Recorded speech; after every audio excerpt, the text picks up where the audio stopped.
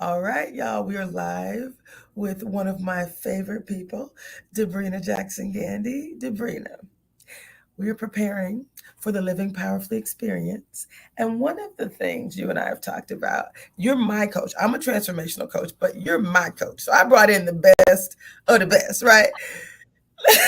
Let's talk a little bit about uh, how other people can resurrect their resolutions. That's some language that I use. And whether it's a resolution or a goal or something they want to accomplish, what would you say to someone is one of the tips and tricks and information and insights that you share with people about what they can do to truly live powerfully? Yeah. Well, we all know the statistics about making resolutions and then 60 to 90 days or less, they are a faded memory. And so, why is that? And there's several things at play. One, we have beliefs that are invisible, but they show up in our visible choices, decisions, and patterns. And then we have entrainment, where we've been used to a familiar way of rolling, doing things, thinking about things. And so oftentimes our New Year's resolutions are challenging both those things. Long-standing beliefs that are invisible yet have a powerful pull on us and inform our thoughts, our choices, and then also the patterns that have just become familiar. So that's why this kind of series is so important, because you join with others and you have synergy, you have inspiration, and if you have a chance to share what your new resurrected resolutions are, you have a chance to speak them and then have witnesses hear what you've actually said. A lot of times, resolutions are something we've made only with ourselves as the witness and nobody outside of us. So, all those elements that can help us break out of old patterns and kick into actually fulfilling um, some resurrected resolutions are present in the series. So I'm just so excited to be a part. I love it. Now, I heard you say that, we get to speak the words. We get to talk about our vision, really bringing it to life, speaking it and bringing it to life. And this is also part of what we call the Better Together Empowerment Series, right? At my church, he's leading a series called Get Better. So this is getting better together. And you talked about bringing it to life. Tell us a little bit more about the concept and the steps that are Yeah, taken to take a vision from an idea to truly an activation. right. Well, there are levels of power when it comes to moving something from a thought to being real in our physical three-dimensional life. And the process is it starts as a thought or an idea. And if you think it more than once, it gains power. If you write it down, it gains more power because now it's in a physical, permanent, written form outside of just your mind. Then, if you speak it to someone who can also hold that fulfillment of the idea or vision, so you're not arbitrarily just speaking it to people that are close to you or familiar with you or you've known a long time. It has to be speaking it to those or someone who can hold that vision, and we can come back and elaborate on that if you want me to. But then there's the speaking of it. So it's gone from a thought to a repeated thought, gained power. It's gone from a repeated thought to a written thought, gained more power. Went from a written thought to a spoken thought. So now the atmosphere is charged with the vibration of the words associated with the thought or the vision or the idea.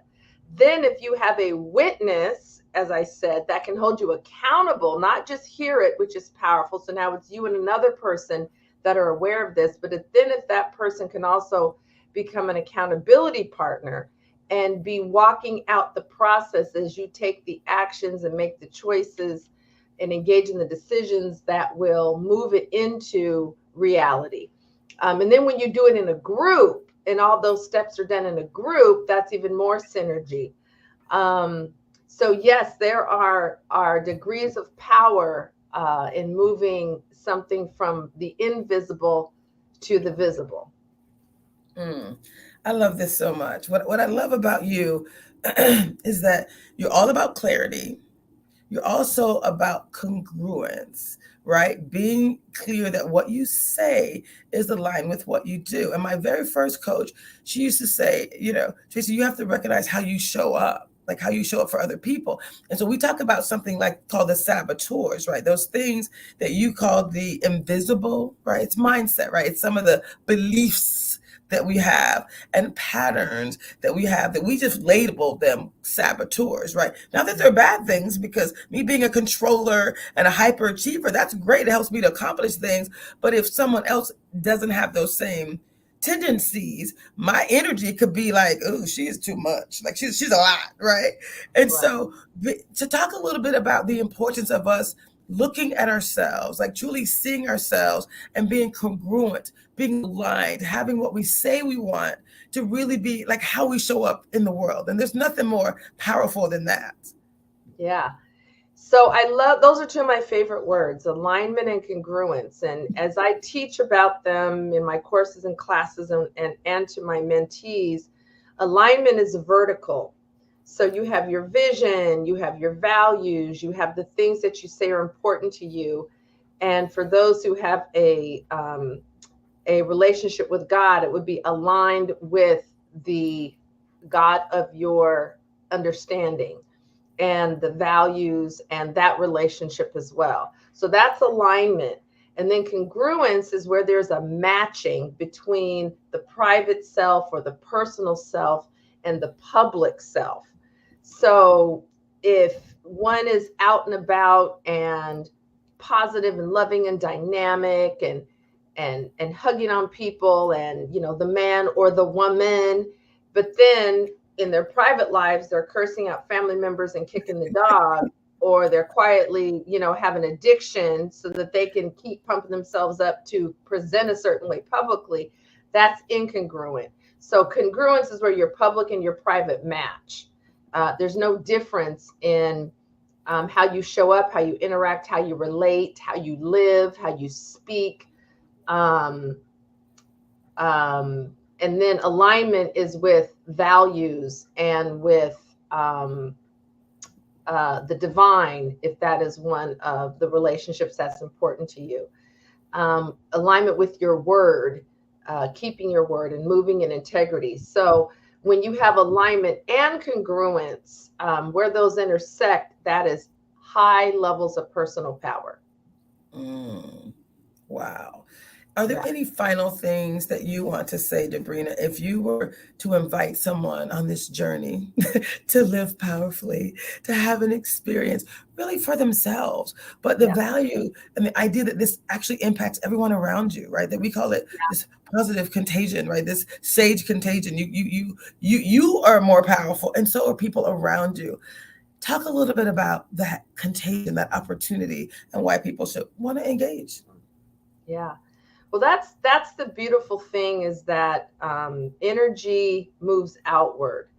And when you are in a space where the energy vibration is high, where the frequency is what we would call high, to give it a high vibration, um, that that transfers and it transmutes and it spreads.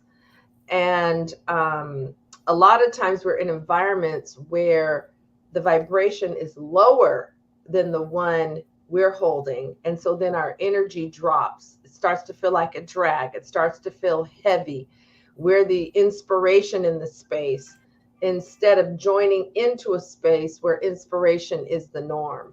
So I think that's one of the reasons this is so exciting, because the synergy of when you have people coming together, adding to a high vibe, everybody is lifted by it. Um, yes, and that's so important. I love that. I love when you say everyone's lifted. Like I was talking to, we have several uh, guests that are going to be joining us. I'm featuring four of you for this first session. Pastor Braxton has been leading a series called Get Better.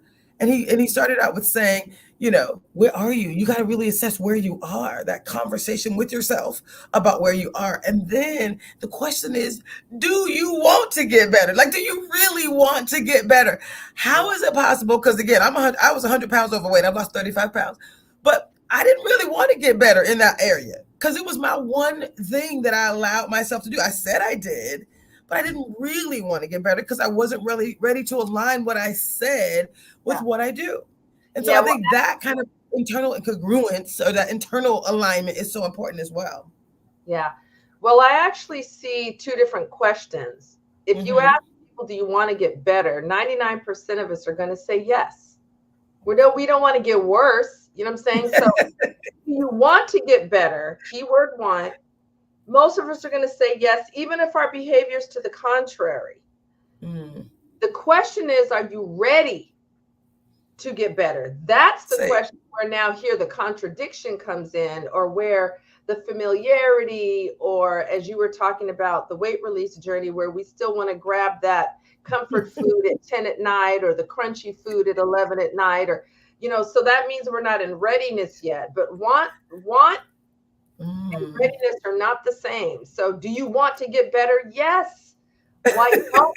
Because we're not ready yet. And getting ready can be different for different ones of us. Sometimes it's a matter of discipline because you got to override familiar patterns, and that's the missing piece. Sometimes it's a matter of the will is still too weak and the will needs to be strengthened. Sometimes it's deeper than that. There's some healing work that has to happen because you have some beliefs that are at play, continuing to pull you back into alignment with funky, faulty, limiting beliefs, contrary to your desire to get better. So you got to kind of dissect it because there's degrees of, what might be at play.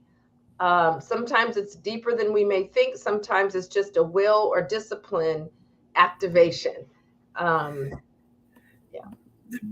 Debrena, I love you so much. Like, coaches need coaches too, and you are outstanding. I am not the same woman today because of how you've loved me up and you've supported me. And again, I'm an amazing coach, but I know a great coach when I hear one, and I just need to say thank you, thank you, thank you. You just you bring me light, you bring me joy, and I could not be more blessed to have you in my life. So, thank you. I'm excited about this Thank journey. This is gonna be you. great.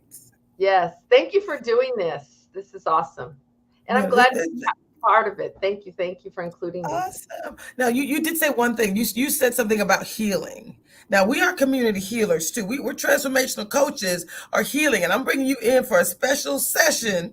We didn't talk about that, but there's another date. We're going to lay it all out for people because I want to make sure people are clear. Talk about healing and why healing is so important. Yeah. Well, most people really don't understand how healing is defined. We think it's the same as personal growth or personal development, and it's not.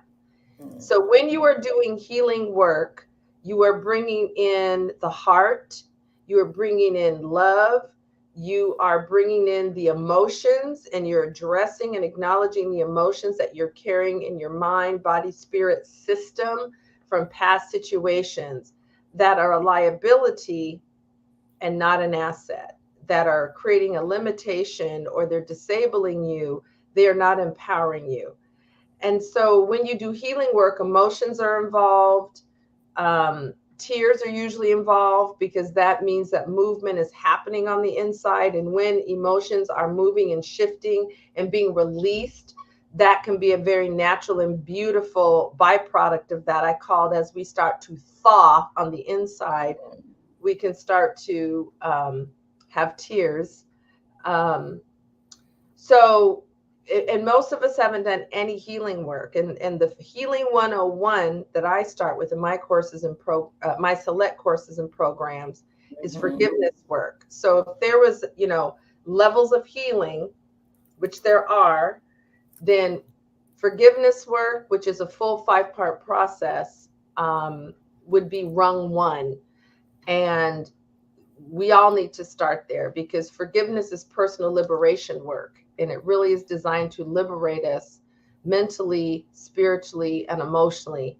Um, and unfortunately, even though many of us have been attending, churches and sat in pews many hours of our lives, when I poll people as to how much specific healing work has been done, specifically forgiveness work, since it's strongly discussed in the Gospels and the record of Jesus's life, Um, at least asking about what forgiveness work has been done in churches, because that's our Mm-hmm. spiritual homes. And it's appalling and shocking how only 2 out of 100, because I've done the research, I've done the polling, 2 out of 100, at least women, it might be 0 out of 100 if it were men, I don't know, but 2 out of 100, 2% is the average, which is despicable, which is inexcusable to me. But here we are with 98% of us haven't done any healing work and we're unhealed. And when you're Mm-hmm. unhealed, there's all kinds of related problems that can create in your life in terms of who you attract, what you attract, how you treat your body, how you speak, how you show up, your relationship with money, your love relationship dynamics. Um, so being unhealed affects everything, how reactive you are, defensive, how easily pissed off or irritated you get, how easily frustrated you get.